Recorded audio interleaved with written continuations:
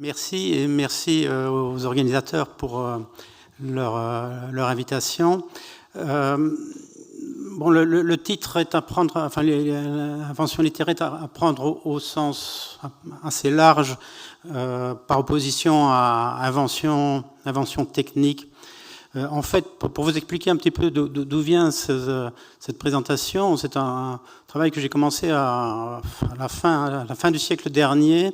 Je m'intéressais à la constitution des discours sur la télévision et voir comment des thématiques dans tout le discours actuel de la télévision pouvaient se retrouver non seulement déjà dans les années 50, mais même avant-guerre. Et j'ai remonté toujours plus dans le temps et vous allez voir que ça m'a mené jusqu'à l'Antiquité.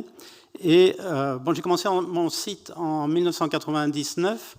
Et assez curieusement, c'était l'année des fameux discours, des fameuses leçons de Friedrich Kittler à Berlin sur les médias optiques. Et bon, Kittler, je l'ai découvert qu'assez récemment.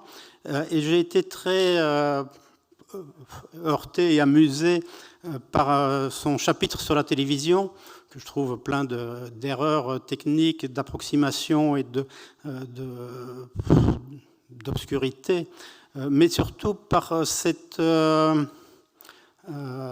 affirmation qui fait que la télévision n'a pas pu être rêvée, n'a pas pu être imaginée, qu'elle était déjà inscrite dans le dispositif d'analyse linéaire de l'image d'Alexander Bain que Pascal évoquait tout à l'heure, et que finalement la télévision n'est qu'un produit de l'appareil militaire et que donc il n'y a pas vraiment d'imaginaire autour de la télévision. Alors je pense que c'est une vision beaucoup trop qui est assez décevante finalement de la part de quelqu'un qui s'est quand même par ailleurs beaucoup intéressé à toute la dimension symbolique et littéraire des médias. Le texte que je prends un petit peu comme un tournant dans cet imaginaire de la télévision, c'est un article que j'ai retrouvé dans les archives d'Edison.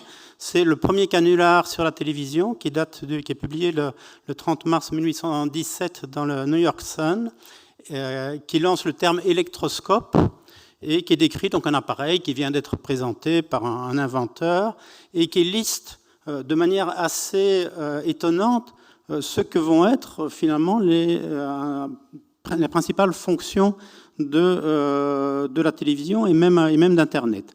La possibilité pour un marchand de montrer ses marchandises à distance, c'est la publicité télévisée ou le téléachat, la possibilité de disséminer rapidement des images de criminels en fuite, je vais y revenir tout à l'heure, la possibilité de voir des personnes aimées, des parents, des amis, des épouses, n'importe quand, la possibilité pour les artistes de garder leurs œuvres tout en les faisant circuler à l'étranger. Et là, c'est du Walter Benjamin avant la lettre, d'une certaine manière. La possibilité de consulter à distance les livres que l'on souhaite lire, c'est Internet Archives ou Gallica avant la lettre. La possibilité de transmettre des documents écrits, la possibilité de combiner la vision à distance avec le téléphone pour pouvoir voir son interlocuteur, et la possibilité de diffuser, de transmettre des spectacles. Donc on a là déjà toute une série de fonctions qui vont devenir bien réelles. Et Kittler, dans son article, fait référence au fameux dessin de Georges Dumouriez qui est paru le 9 décembre 1978 et non en 1880 comme le dit Kittler. Et donc Kittler dit que ça n'a aucune importance dans l'histoire, mais quand même ce dessin, les premiers électriciens anglais qui ont travaillé sur l'hypothèse scientifiques de vision à distance, John Perry et Ayrton, qui étaient vraiment deux électriciens de premier rang en Angleterre, citent ce dessin de Punch de Mourier comme étant une des origines de leur réflexion. Alors, Kittler fait aussi référence à la brochure de Raphaël-Édouard Liesegang, qui était un grand chimiste allemand et qui a publié en 1891 la brochure qui va introduire le mot Fernsehen, en tout cas dans son acception technique. Et Liesegang, tout scientifique qu'il est, fait quand même référence au miroir magique du Faust de Goethe. C'est quand même étonnant que Kittler n'ait pas vu ça, lui qui est un des grands spécialistes de Goethe. Et il cite aussi les différents miroirs magiques, mythiques, celui de la déesse japonaise Amaterasu, Dorschmidt qui est un des mythes persans, le miroir magique du magicien Agrippa ou celui de Nostradamus. Et dans la deuxième édition de sa brochure, il reprend une gravure venant d'une publication du XVIIIe siècle montrant le miroir magique de Nostradamus permettant à Catherine de Médicis de voir qui vont devenir les présidents, les prochains rois de France. Et donc on voit que même un scientifique aussi sérieux que Liesegang peut quand même inscrire son travail par rapport à une réflexion imaginaire. Même un peu avant, un savant et aussi électricien polonais, Oscherowicz, qui est un des premiers à proposer la diffusion d'opéra par le téléctroscope, fait lui référence au miroir magique de Pythagore. Donc cet imaginaire des mythes sur la vision à distance existe encore à la fin du XIXe siècle, y compris chez les scientifiques. Alors, j'ai essayé de systématiser un petit peu la recherche de cette thématique. Et d'abord, je vais dire tout ce dont je ne vais pas parler, qui est proche pourtant de notre problématique de vision à distance. Tout d'abord, la thématique de la vision panoptique des dieux.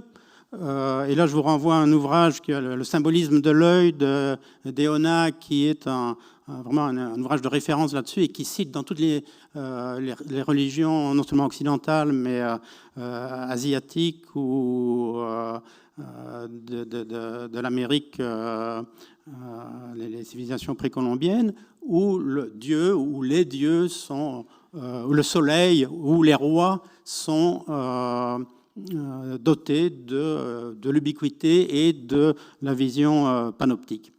On retrouve cela aussi chez des personnages non divins comme l'Argos Panoptes qui voit tout et à qui Héra demande de surveiller Zeus et qui se fera assassiner par Hermès pour avoir peut-être vu trop de choses.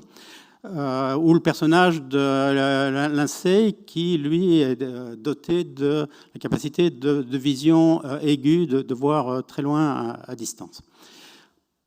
J'éviterai aussi tout ce qui est la problématique du rêve, de la vision panoptique, très bien analysée par Starobinsky chez Montesquieu ou chez Rousseau, par exemple. J'éviterai aussi tout ce qui est la vision, ça touche peut-être plus aux problématiques de Pascal, de ce qui est la vision des objets sans objet de médiation, donc tout ce qui relève de la vision chamanique, les rêves, les apparitions, les visions de l'au-delà, etc. J'éviterai aussi tout ce qui est la problématique de la représentation de la distance dans la peinture occidentale, en particulier par la mise au point de la perspective. Et j'éviterai aussi tout ce qui relève de l'utilisation des miroirs ou des coupes permettant le contact avec Dieu ou avec les esprits, qui est très bien analysé par Baltrushaitis dans son livre sur le miroir. Et j'éviterai aussi, bien que c'est peut-être ce qui touche le plus au départ de la problématique, ce qui touche à la catoptromancie et aux autres formes de vision à distance à travers les cristaux, à travers l'eau, à travers les ongles, dont l'ouvrage fondamental sur la question est celui d'un des grands professeurs de mon alma mater, Armand Delatte, qui date de 1932, et qui analyse ça non seulement dans l'Antiquité grecque et latine, mais aussi au Moyen-Âge et pratiquement jusqu'au XIXe siècle. Alors, il s'agit donc d'une recherche sur ce que Cluytenberg a appelé les médias imaginaires, et je ferai une périodisation vraiment très, très schématique qui est depuis l'Antiquité jusqu'en 1877, parce que pour moi 1877 c'est vraiment l'année où, je ne vais pas l'expliquer ici parce que c'est trop long, mais c'est vraiment l'année où l'hypothèse d'un système technique permettant la vision à distance devient une hypothèse reconnue par toute une série de scientifiques et de chercheurs. Et une période intermédiaire entre 1977 et 1926, qui est la période où la télévision devient une réalité démontrée. Donc il y a trois grandes périodes. J'éviterai aussi les recours au concept jungien d'archétype, supposer que la permanence de thèmes correspond à une nature humaine universelle. Bon, moi, je ne suis pas un spécialiste de l'anthropologie des civilisations non européennes, mais je serais intéressé de savoir si les anthropologues ont identifié des phénomènes de vision à distance en dehors des pratiques chamaniques dans les civilisations asiatiques, africaines ou amérindiennes. Dans la mythologie, je pense qu'il faut être très, très précis et très, très rigoureux dans l'analyse de chaque récit. Il faut analyser les monographies consacrées à chaque auteur, si possible analyser les évolutions de corpus autour d'une même histoire. Je vais y revenir. Et il faut chaque fois contextualiser les récits par rapport à l'état de la magie et par la réflexion scientifique sur l'optique ou sur la catoptrique, des choses que je n'aurai évidemment pas le temps de faire ici. Alors, ce que je vais essayer de montrer, c'est que les fonctions des miroirs magiques ou des objets magiques permettant la vision à distance, parce que ça peut être les coupes, les bassins d'eau, etc., finalement, dans toute cette période de l'imaginaire, on peut les regrouper dans quelques fonctions principales: voir l'ensemble du monde, voir les ennemis, donc une dimension militaire. Et là, quand même, là-dessus, je rejoins Kittler sur la dimension extrêmement militaire de la réflexion sur la vision à distance. Voir les personnes aimées, toute la surveillance conjugale, qui est une thématique très, très, très développée sur laquelle je vais revenir, l'observation de la concurrence érotique, les retrouvailles de personnes perdues et l'identification de voleurs ou de meurtriers. Alors sur toutes ces thématiques, il y a relativement peu de littérature. Le premier qui a suggéré ça, c'est un orientaliste allemand qui travaillait à Chicago, Bertolt Laufer, qui en 1928, donc 2 ans après les débuts de la vraie télévision, publie un article qui s'appelle la préhistoire de la télévision, où il cite de manière un petit peu désordonnée et sans beaucoup de méthodologie quelques-uns des mythes ou des histoires recourant au miroir magique. Chez les spécialistes des contes, et en particulier chez Sid Thompson, qui a établi tout un classement des motifs, des thèmes dans les contes, il y a toute une série d'identifications de contes traditionnels relatifs aux objets magiques permettant de voir à distance ou aussi de ne plus voir, de devenir aveugle, etc.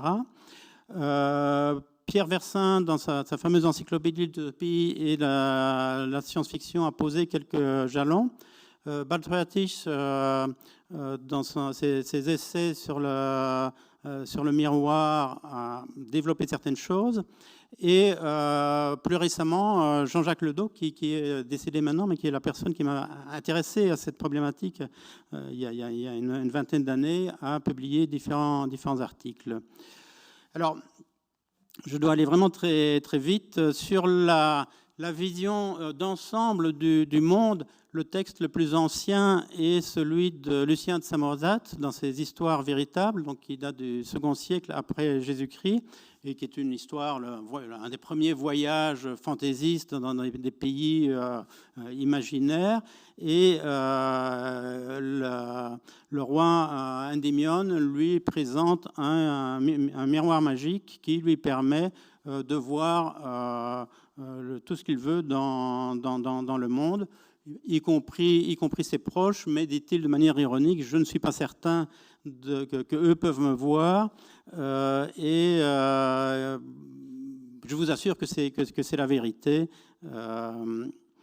De même, dans le Shamna, le fameux livre des rois, des grands textes épiques persans du XIe siècle, on trouve là une histoire de coupe magique qui permet à un roi de retrouver un de ses parents qui est retenu prisonnier par une belle dans la peuplade voisine.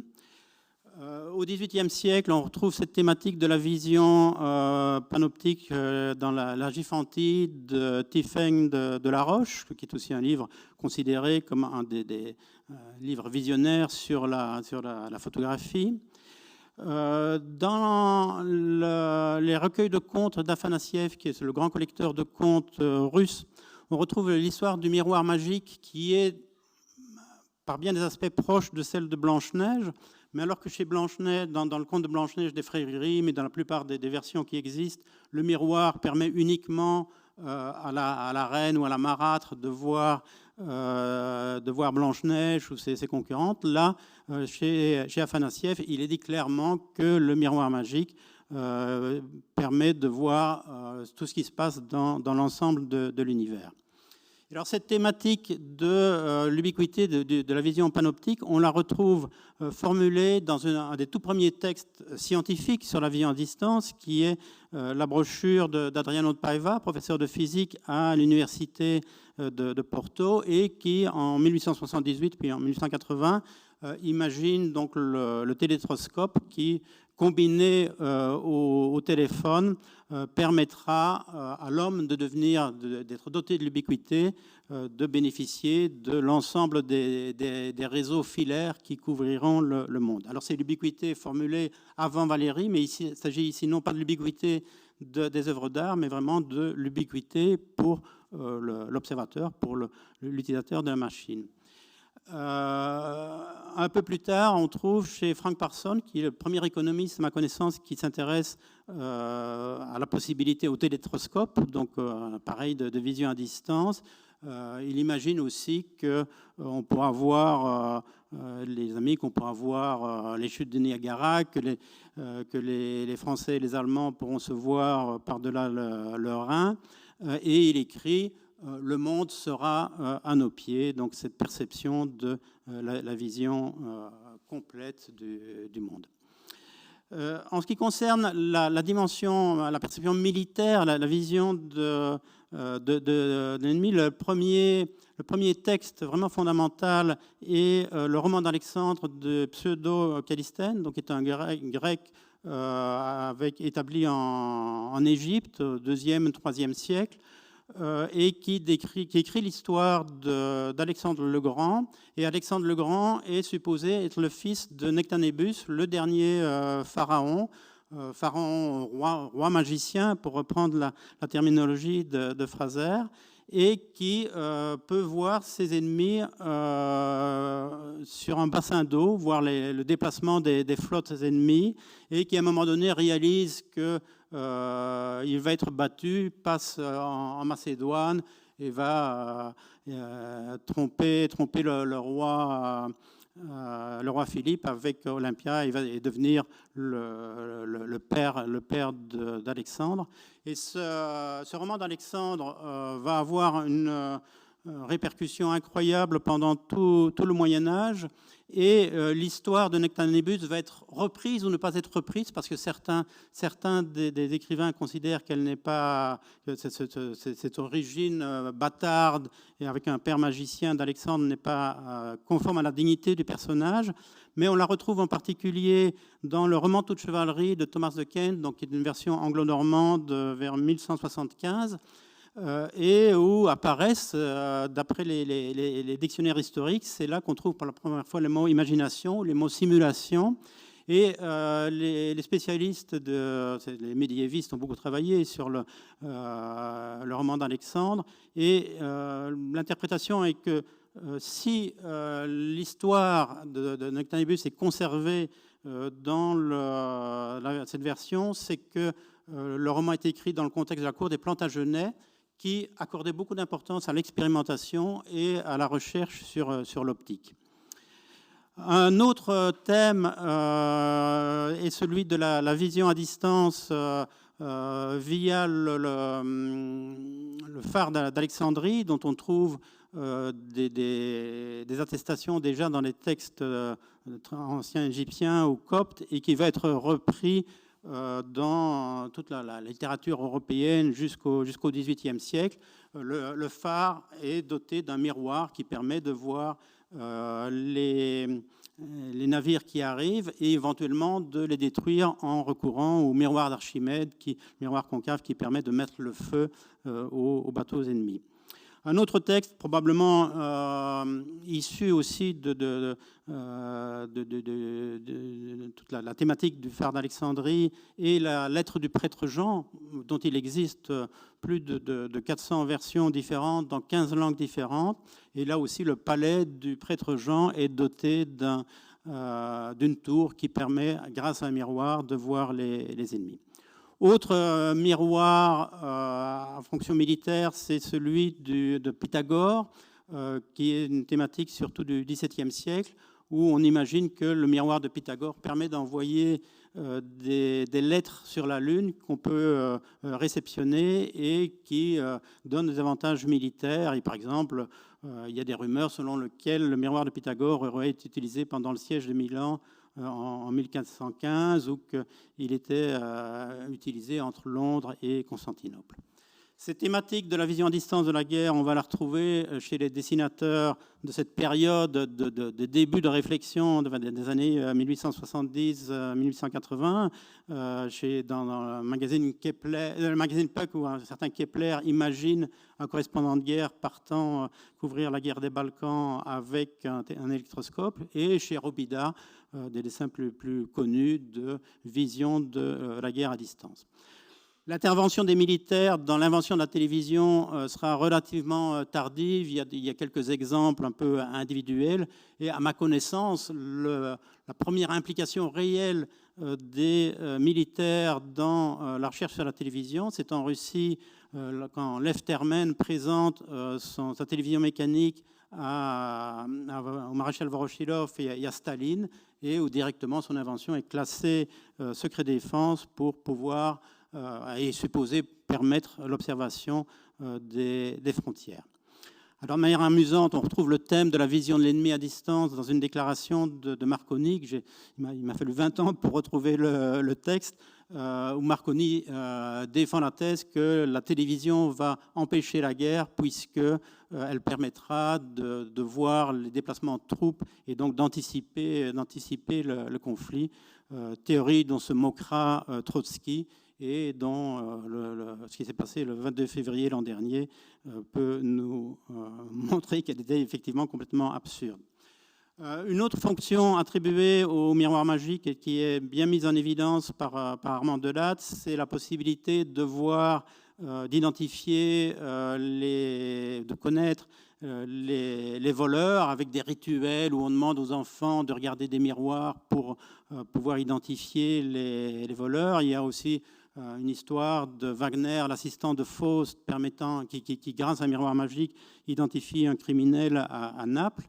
Et assez curieusement, ça va être, j'ai déjà cité le texte de l'électroscope où c'était la deuxième fonction évoquée, mais ça va être aussi un des thèmes récurrents chez les premiers chercheurs sur la téléphotographie, les Anglais, Glenn et autres, j'ai fait un exposé là-dessus ici il y a quelques mois sur la transmission d'images numérisées. On trouve ça aussi chez Hummel, qui est le premier à mettre au point un système opérationnel de transmission des images à distance, ou chez Arthur Korn, qui est plus connu comme le premier inventeur vraiment d'un système fonctionnel de téléphotographie. Toute la thématique du miroir érotique permettant de voir à distance la personne aimée, elle s'élabore dans la littérature courtoise, et la première formulation claire apparaît à la fin du XIIe siècle dans une version précoce de l'histoire de Lancelot, où Lancelot et sa bien-aimée peuvent se vérifier leur fidélité en se regardant dans le miroir. Un des textes les plus significatifs est L'Épinette amoureuse de Jean Froissart, où l'auteur, enfin le narrateur, n'a pas réussi à séduire la dame, mais la dame lui a offert un miroir dans lequel elle s'est regardée pendant 3 ans, et parti en voyage, il peut ainsi voir sa bien-aimée et même lui parler à travers le miroir. C'est aussi toute la thématique de la vision érotique de... Oui, voilà. Excusez-moi, bon, j'aurais encore beaucoup à dire, le temps passe beaucoup trop vite, mais cette thématique de la vision de la personne aimée, on la retrouve chez, par exemple, Proust, dans quelques lignes où il évoque le phototéléphone, et on va le retrouver dans les premières illustrations des magazines sur la télévision. Voilà, j'aurais voulu parler aussi de l'utilisation pour la surveillance, hein, qui est un thème qui est bien connu depuis les travaux de Michel Foucault, mais qu'on trouve déjà chez Héron d'Alexandrie, le grand inventeur au 1er siècle grec, où il imagine déjà que grâce à un système de miroir, on pourrait voir ce qui se passe chez les voisins. Rabelais imagine le R-Tripa qui permet à Panurge qui explique à Panurge: je peux te démontrer que ta femme te trompe grâce au miroir magique. On trouve ça aussi dans l'histoire, une pièce de théâtre élisabéthaine, l'histoire de frère Bacon et frère Banguet, où le frère Bacon permet au prince Édouard de voir que son ami qu'il avait chargé d'envoyer un message à une paysanne bien-aimée, en fait, est en train de le trahir. Et tout ça continue au XVIIIe, XIXe siècle et se transforme chez Robida dans l'idée du fidélimètre. Et on attribue à Edison le fait, quand on lui demande, quand Edison vient à Paris en 1889, on lui demande s'il travaille sur le téléphone. Il dit non, je ne veux pas du tout inventer un appareil qui pourrait embêter les dames par rapport à leur mari. Voilà, excusez-moi, j'ai encore beaucoup d'autres choses à dire, mais vous retrouverez l'essentiel de tout ça sur mon site. Et excusez-moi d'avoir été trop long.